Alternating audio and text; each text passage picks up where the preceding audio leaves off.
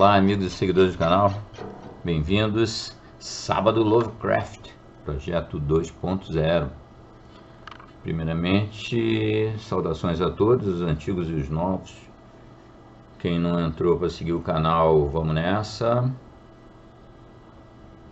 Dá uma olhada aqui nesse monte de material que a gente já postou ao longo desses anos.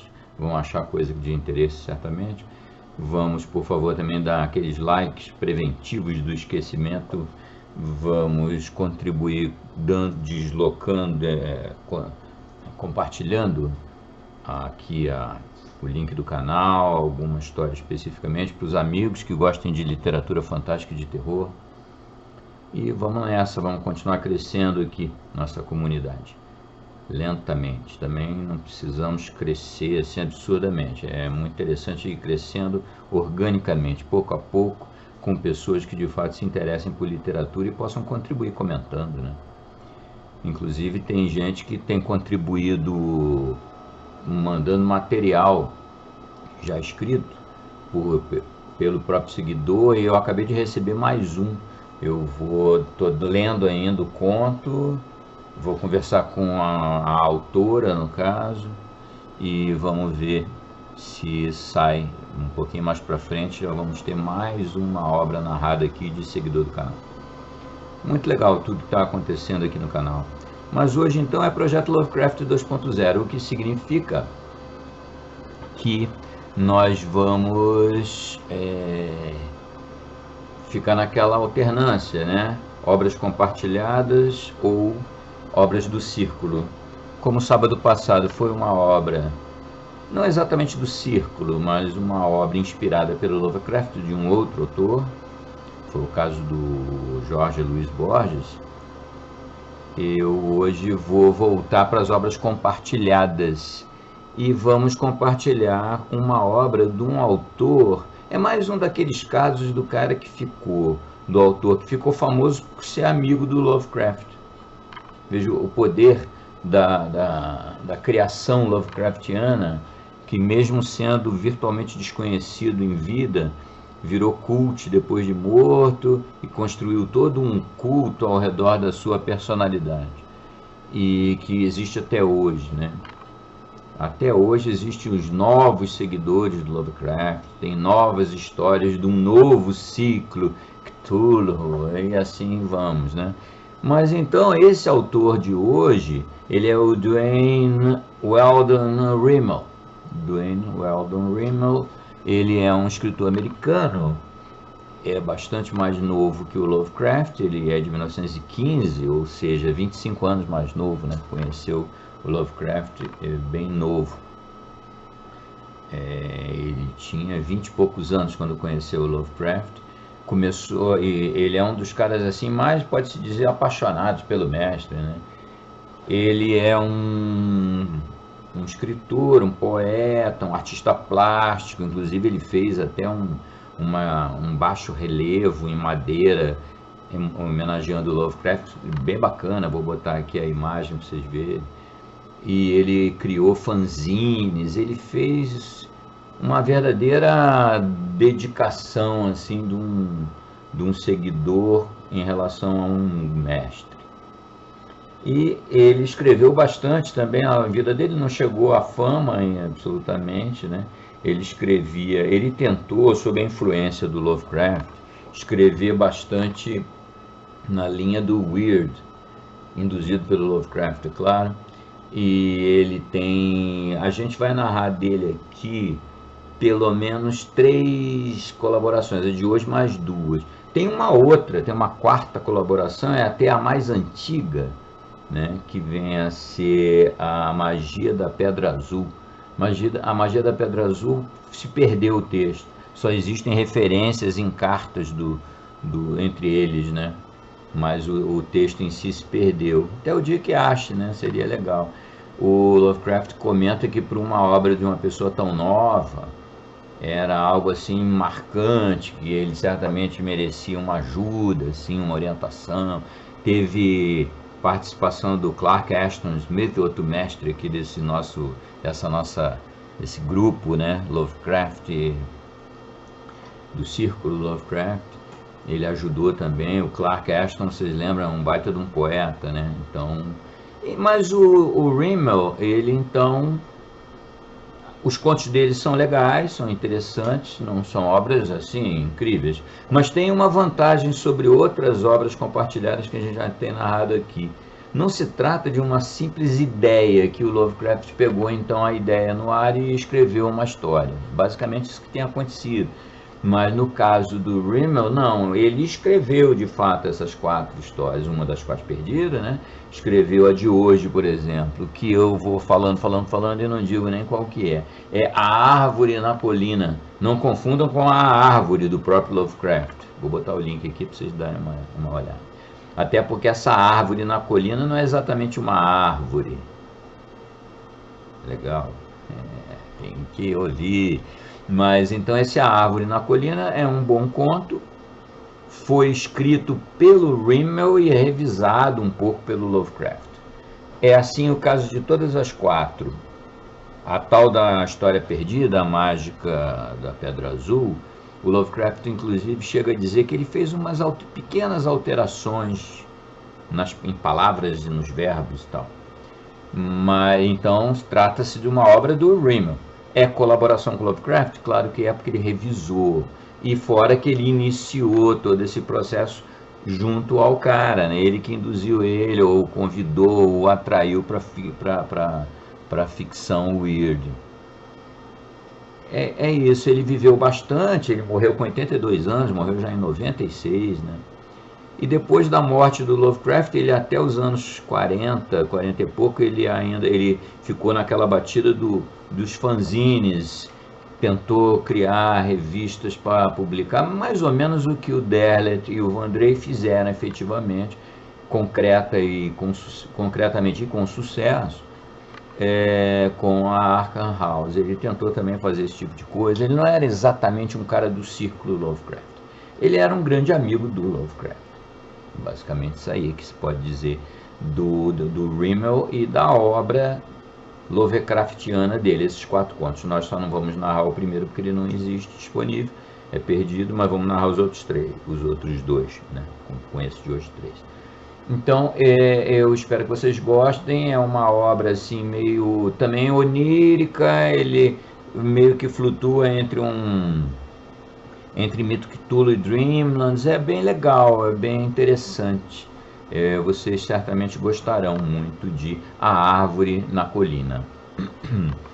E é isso aí. Na semana que vem, na quarta-feira, no Interlúdio de Horror, nós vamos ter... Deixa eu até olhar, porque eu não estou bem lembrado qual é a história que eu programei para quarta-feira. Está mais do que programada, mas não está gravada, né? Eu já vejo aqui para vocês. Ah, certo. Na quarta-feira que vem nós vamos ter uma história super... para quem tem estômago. É para quem tem estômago, é de um autor italiano que passou boa parte da vida dele preso, teve experiências na Primeira e na Segunda Guerra Mundial. Já estamos enveredando aqui pelas pistas e pelo enigma da semana. É um escritor italiano que era fascista, virou comunista, ele andou preso a maior parte do tempo, exilado, participou da Primeira Guerra, participou da Segunda Guerra, e nada disso tem a menor importância, porque realmente a obra dele, esse conto, é um conto emocionante. Eu li quando era criança, eu chorei pra caramba. É super incrível. Ele vai num lirismo assim, de repente, pá, aquele horror cai em cima de ti, e é um horror mesmo. Vai ser a segunda narrativa daquela nossa Ave Kravna que vocês lembram na introdução que eu comentei, toda aquela saga daqueles livrinhos de bolso. Tá aqui, né? Foi na introdução do Segredo da Guilhotina. Mas então é isso aí que nós vamos ter na quarta que vem. Mas hoje é Lovecraft 2.0, obra compartilhada, de 1934, só veio a ser publicada em 1940, após a morte do mestre.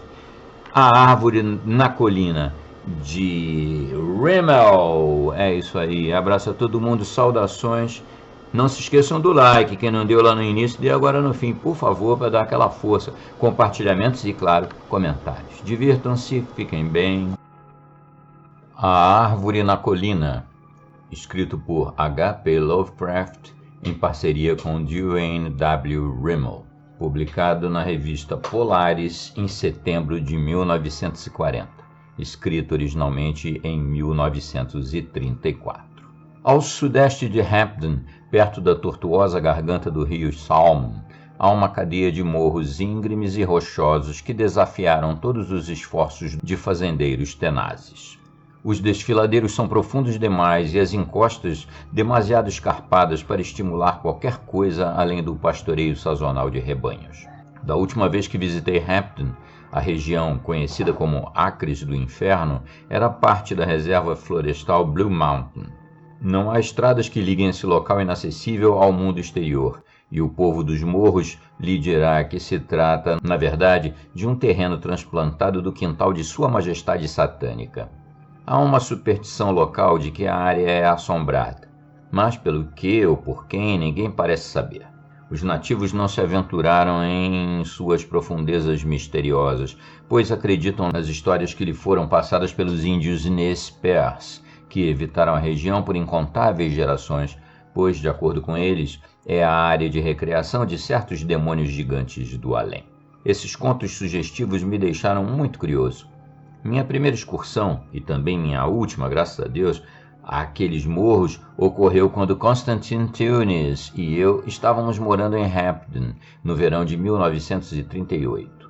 Ele estava escrevendo um tratado sobre mitologia egípcia, e eu ficava muito tempo sozinho, apesar do fato de compartilharmos uma modesta cabana na rua Beacon, com vista para a infame casa pirata construída por Exa Jones mais de 60 anos atrás. A manhã de 23 de junho me encontrou caminhando naqueles morros de formato estranho que, desde as 7 da manhã, na verdade, pareceram bem comuns.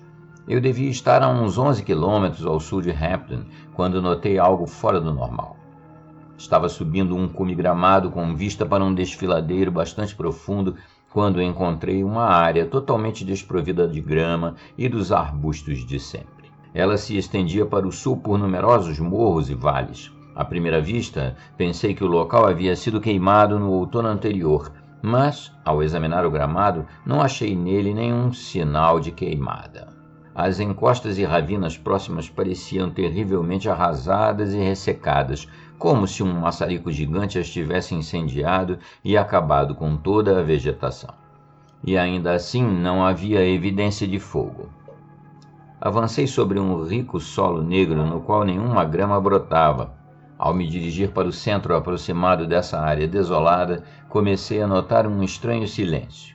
Não havia cotovias nem coelhos, e até mesmo os insetos pareciam ter abandonado o lugar. Cheguei ao topo de um montículo elevado e tentei estimar o tamanho daquela região desolada e inexplicável. Então vi a árvore solitária. Ela ficava em um morro um tanto mais alto que os vizinhos e atraía os olhos porque era tão completamente inesperada. Eu não havia visto nenhuma árvore por quilômetros. Arbustos de espinheiros e de agreiras se aglomeravam nas ravinas mais rasas, mas não havia árvores de porte. Estranho era encontrar uma se elevando na crista do morro. Atravessei 2 desfiladeiros íngremes até chegar a ela, e uma surpresa me aguardava. Não era pinheiro, nem abeto, nem agreira. Eu nunca tinha visto em toda a minha vida algo que se comparasse a ela, e nunca vi até o dia de hoje, e por isso sou eternamente grato. Mais do que tudo, ela parecia um carvalho. Tinha um enorme tronco retorcido de 1 metro de diâmetro, e os amplos galhos começavam a se espalhar para fora pouco acima de 2 metros do solo. As folhas eram redondas e curiosamente semelhantes em tamanho e formato. Poderia ser uma árvore pintada em um quadro, mas juro que era real. Eu sempre saberei que era real, apesar do que Tunis diria mais tarde. Eu me lembro de que olhei para o sol e julguei que deveria ser por volta das 10 da manhã, embora não olhasse para o meu relógio. O dia estava ficando quente e me sentei por um tempo na sombra bem-vinda da enorme árvore. Depois, examinei a grama densa que crescia sob ela. Outro fenômeno singular quando me lembrei do terreno desolado pelo qual havia passado. Um labirinto insano de morros, ravinas e ribanceiras me contornava de todos os lados, embora a elevação na qual me sentasse fosse um tanto mais alta que qualquer outra por quilômetros ao redor. Olhei para o leste e me levantei com um pulo, assustado e impressionado. Bruxuleando através de uma névoa azulada na distância estavam as montanhas Bitterroot. Não há outra cadeia de picos nevados num raio de 500 quilômetros de Hampden, e eu sabia que naquela altitude não poderia vê-las. Por vários minutos contemplei a maravilha. Depois fiquei sonolento. Deitei-me na grama densa sob a árvore, desafivelei minha câmera, tirei meu chapéu e relaxei, olhando para o céu entre as folhas verdes. Fechei os olhos.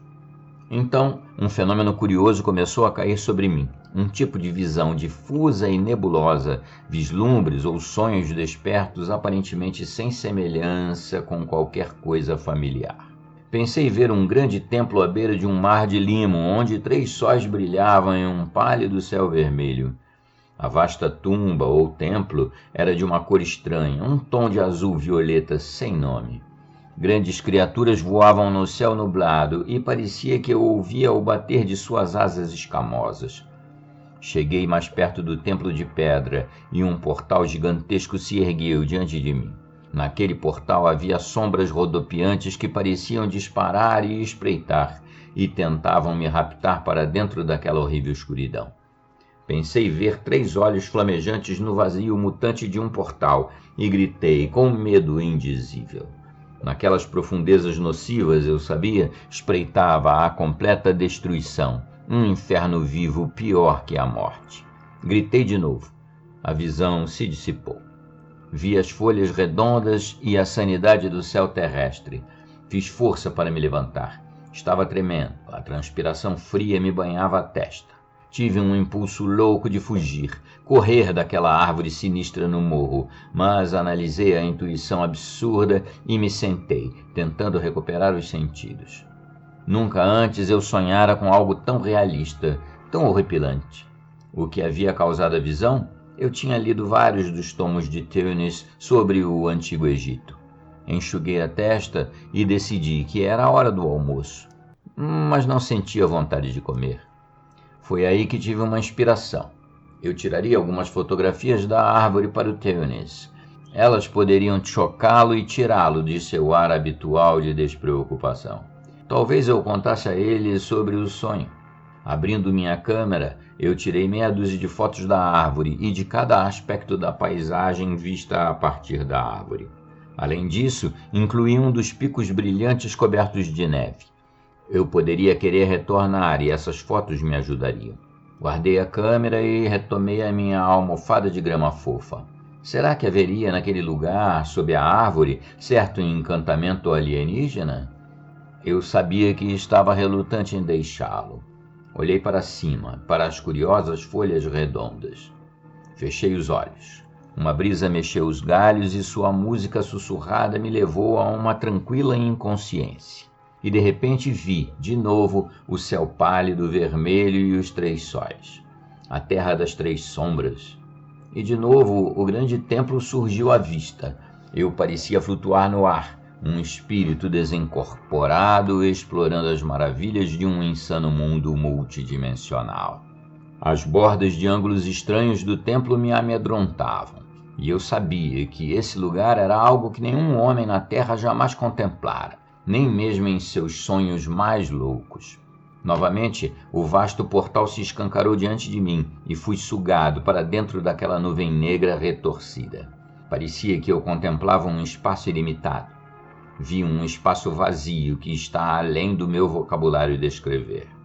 Um abismo escuro, sem fundo, repleto de formas e entidades sem nome, coisas de loucura e delírio, tão tênues como uma névoa de Shambhala.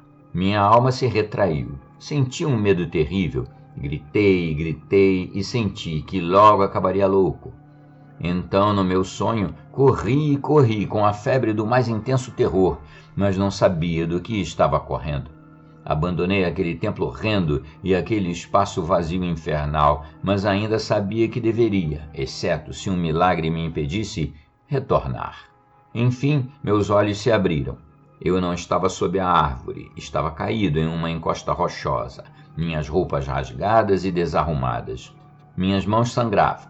Eu me levantei, a dor me apunhalando. Reconheci o lugar, o cume onde vi pela primeira vez a área devastada.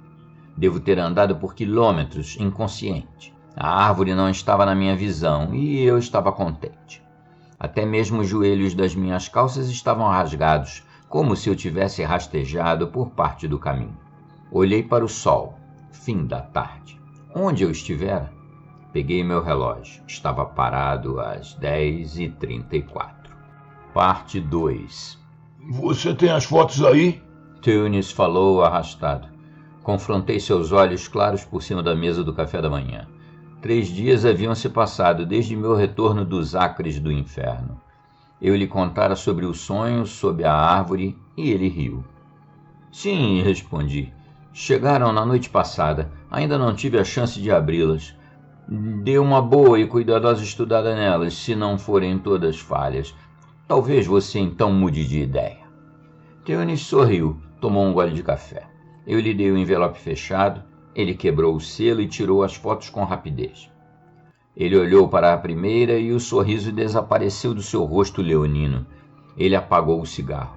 Meu Deus, homem! Olhe só isso! Peguei o retângulo reluzente. Era a primeira foto da árvore, tirada a uma distância de 15 metros, mais ou menos. A causa da emoção de Tunis me escapava. Ali estava ela, elevando-se com ousadia no morro, enquanto abaixo dela crescia a selva de capim onde eu havia me deitado. À distância estavam meus montes nevados. Aí está, gritei, a prova da minha história. Olhe só! Tunis exclamou. As sombras! Há 3 para cada rocha, arbusto e árvore.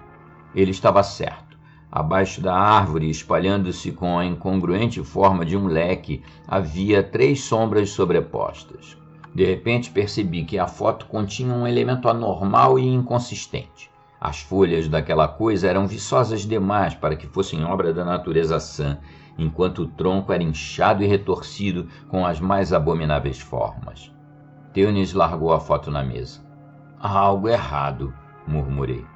A árvore que eu vi não parecia tão repulsiva assim. Tem certeza? Tunis rangeu os dentes. A verdade é que você pode ter visto muitas coisas que não foram gravadas no filme fotográfico.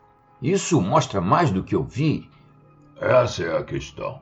Há alguma coisa terrivelmente fora de lugar nessa paisagem. Alguma coisa que não consigo entender. A árvore parece sugerir um pensamento além do meu alcance. É nebuloso demais, incerto demais, irreal demais para ser natural. Ele bateu os dedos nervosos na mesa, pegou as fotos restantes e as examinou rapidamente. Peguei o instantâneo que ele havia largado e senti um toque de incerteza e de estranhamento bizarros, enquanto meus olhos absorviam cada um de seus detalhes. As flores e ervas apontavam para ângulos variados, enquanto parte da grama crescia da maneira mais absurda. A árvore parecia muito velada e nebulosa para ser prontamente distinguida, mas notei os enormes galhos e caules de flores meio curvados que pareciam prontos para cair e que ainda assim não caíam, e as muitas sombras sobrepostas. Eram, em sua totalidade, sombras bastante inquietantes, longas ou curtas demais quando comparadas aos caules abaixo dos quais se projetavam, para que causassem qualquer sentimento de confortável normalidade. A paisagem não havia me chocado no dia da minha visita. Havia uma sombria familiaridade e sugestão zombeteira nisso. Algo tangível, mas ainda distante, como as estrelas além da galáxia. Tunis voltou para a Terra. Você mencionou 3 sóis no seu sonho estranho? Eu assenti com franca perplexidade. Então me ocorreu algo. Meus dedos tremiam levemente quando olhei de novo para a foto. Meu sonho é claro. As outras são iguais a esta. Tunis disse. Aquela mesma incerteza, aquela sugestão. Eu deveria ser capaz de captar o humor da coisa, vê-la sob sua luz verdadeira. Mas é muito... Talvez mais tarde eu descubra, se olhar para ela por tempo suficiente. Nós nos sentamos em silêncio por algum tempo. Um pensamento me ocorreu de repente, impelido por estranha e inexplicável vontade de visitar a árvore de novo. Vamos fazer uma excursão. Acho que eu poderia levar você até lá em metade de um dia. É melhor ficar longe, respondeu Theonis pensativo. Duvido que você consiga encontrar o lugar de novo. Bobagem, respondi. Com certeza, com essas fotos para nos orientar. Viu algum ponto de referência familiar nelas? A observação dele foi perturbadora. Após examinar as fotografias restantes com cuidado, tive de admitir que não vi nenhum. Theonis murmurou entre os dentes e tragou o cigarro com ansiedade. Uma foto perfeitamente ou quase normal de um lugar que parece ter saído do nada. Ver montanhas nessa altitude baixa é absurdo. Mas espere. Ele saltou da cadeira como um animal perseguido e correu para fora da sala. Eu consegui ouvi-lo se movendo pela nossa biblioteca improvisada e xingando em voz alta. Em pouco tempo reapareceu com um velho volume encapado em couro. Theonis o abriu com reverência e olhou para os estranhos caracteres. Como se chama isso? Questionei. Esta é uma antiga tradução inglesa das Crônicas de Nat, escrita por Rudolf Jagler, um místico e alquimista alemão, que baseou parte de suas tradições em Hermes Trismegisto, o antigo feiticeiro egípcio. Há uma passagem aqui que talvez lhe interesse. Talvez faça você entender por que esse negócio todo está ainda mais distante do natural do que você suspeita. Escute. Foi no ano do bode negro que veio para Nat uma sombra que não deveria estar na terra e que não tinha forma conhecida para os olhos na terra. E se alimentava das almas dos homens. Aqueles que eram devorados eram atraídos e cegados com sonhos até que o horror e a noite infinita caíssem sobre eles. Nem podiam ver o que os devorava, pois a sombra tomava formas falsas que os homens conhecem ou com as quais sonham, e apenas a liberdade parecia esperá-los na terra dos três sóis. Mas foi dito por sacerdotes do velho livro que aquele que conseguisse ver a verdadeira forma da sombra e viver após vê-la poderia expulsar sua ameaça e enviá-la de volta para o abismo sem estrelas onde fora gerada. Isso ninguém poderia fazer se não fosse pela gema. Portanto, Ka-Nefer, o sumo sacerdote, guardou aquela gema sagrada no templo. E quando foi perdida com Frenes, que enfrentou o horror e nunca mais foi visto, houve choro em Nat. Mesmo assim, a sombra enfim partiu saciada, e não terá fome outra vez, até os ciclos rodarem de volta para o ano do bode negro. Theonis parou, enquanto eu o fitava perplexo. Finalmente, ele falou. Agora, Single, eu suponho que você consegue deduzir como tudo isso se encaixa. Não há por que nos aprofundarmos na tradição primordial por trás desse negócio. Mas posso lhe dizer muito bem que, de acordo com as lendas antigas, esse é o tal Ano do Bode Negro, quando certos horrores do inefável além supostamente visitam a Terra e causam um sofrimento infinito. Nós não sabemos como vai se manifestar, mas há razão para pensar que miragens e alucinações estranhas são parte disso tudo. Eu não gosto da coisa na qual você esbarrou, nem da história e nem das fotos. Pode piorar muito, e eu lhe aviso para ter cuidado. Mas primeiro tenho de tentar fazer o que o velho Jagler diz, ver se consigo vislumbrar o problema como ele é. Felizmente, a velha gema que ele menciona foi redescoberta, e sei onde posso encontrá-la. Nós temos de usá-la nas fotografias e descobrir o que veremos. É mais ou menos como uma lente, ou prisma, embora não se possa tirar fotos com ela. Alguém de sensibilidade peculiar pode olhar por ela e desenhar o que vê. Há certo perigo, e o observador pode ter a consciência muito abalada, pois a verdadeira forma da sombra não é agradável e não pertence a esta terra, mas seria muito mais perigoso não fazer nada sobre isso. Enquanto isso, se valoriza sua vida e sanidade, fique longe daquele morro e da coisa lá que você pensa que é uma árvore. Eu estava mais perplexo do que jamais estivera. Como pode haver seres organizados do além em nosso meio? Gritei. Como sabemos que tais coisas existem? Você raciocina em termos dessa minúscula terra, Theonis disse. Com certeza, você não acha que o nosso mundo é uma régua para medir o universo. Há entidades com as quais nunca sonhamos flutuando bem debaixo de nossos narizes. A ciência moderna está empurrando para trás as fronteiras do desconhecido e provando que os místicos não estavam tão longe do caminho correto. De repente eu soube que não queria olhar para a foto de novo. Eu queria destruí-la. Eu queria fugir dela. Theonis estava sugerindo algo além. Um trêmulo medo cósmico me agarrou e me puxou para longe da horrenda foto, pois eu temia reconhecer algum objeto nela. Olhei de relance para o meu amigo. Ele estava debruçado sobre o antigo livro, uma expressão estranha no rosto. Ele se sentou ereto. Vamos deixar isso de lado por hoje. Estou cansado dessa especulação e questionamentos sem fim.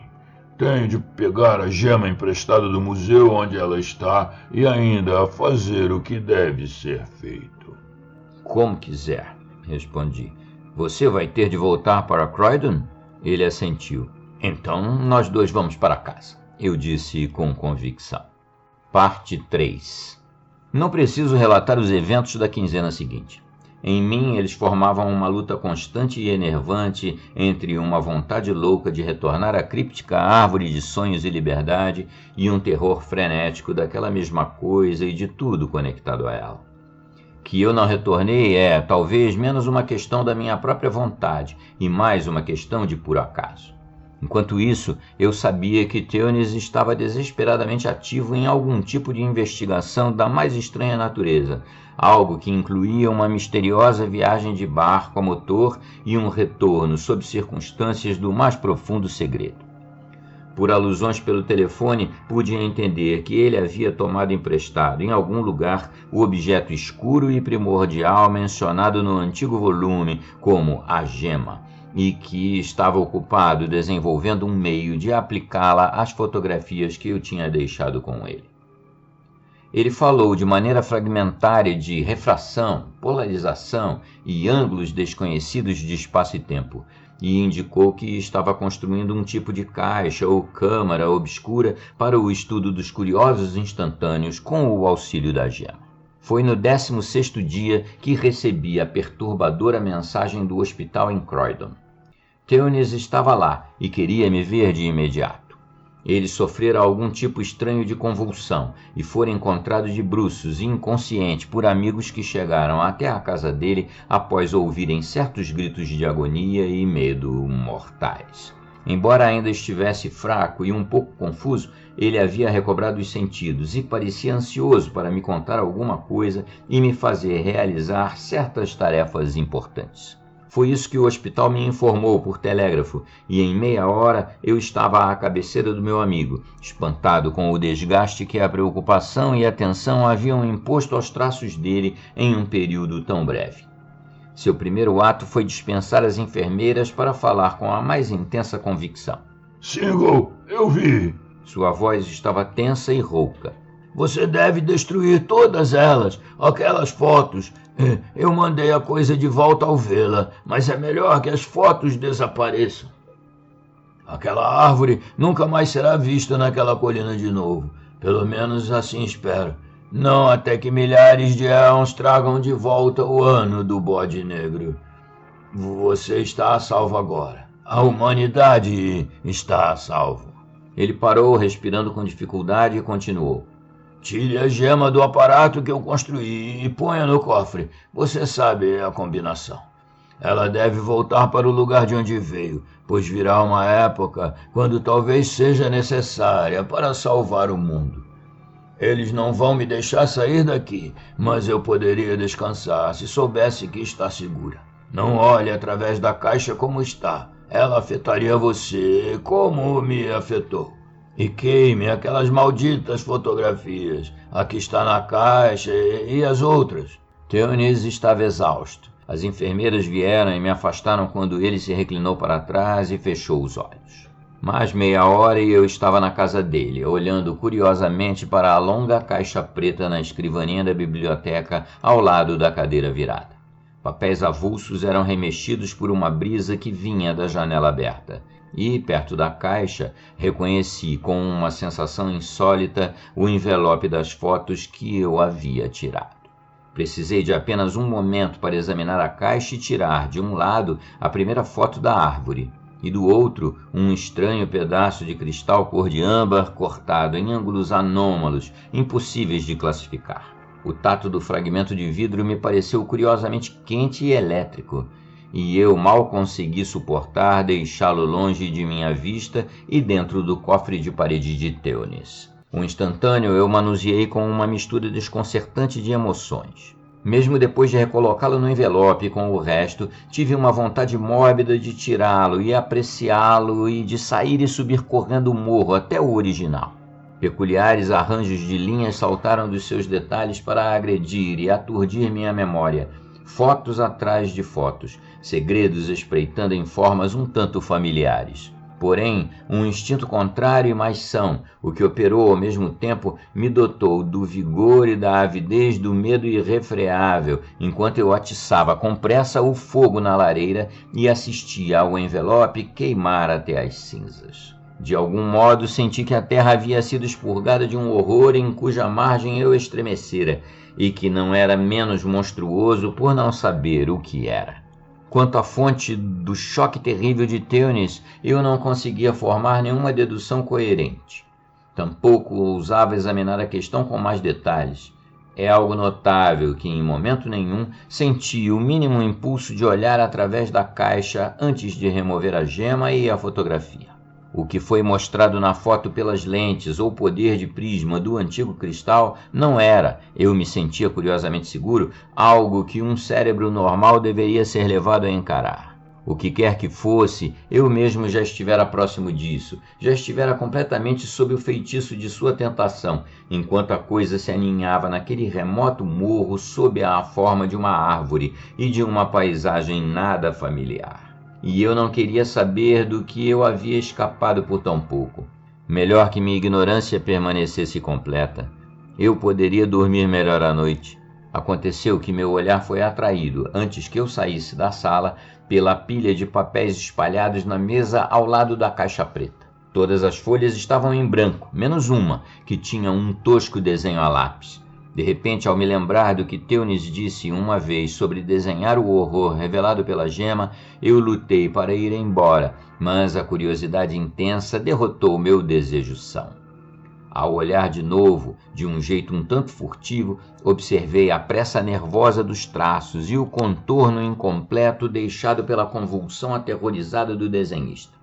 Mas aí, em um surto de ousadia perversa, olhei direto para o desenho sinistro e proibido e caí desmaiado.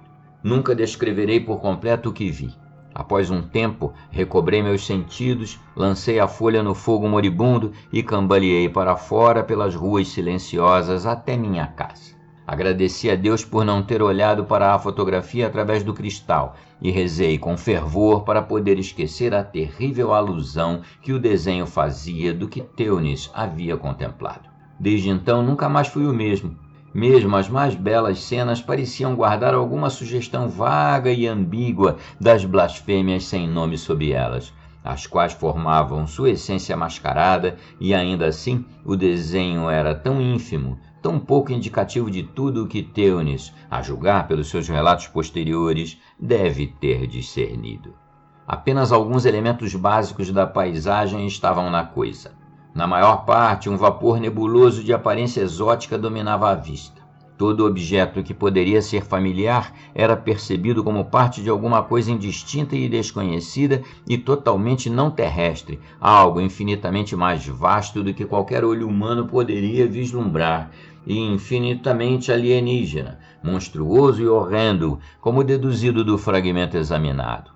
onde eu tinha visto na própria paisagem a árvore retorcida e semiconsciente, ali havia, visível, apenas uma mão ou garra, terrível e nodosa, com dedos ou tentáculos distendidos de modo chocante e que evidentemente se estendiam até algo no chão ou na direção do espectador.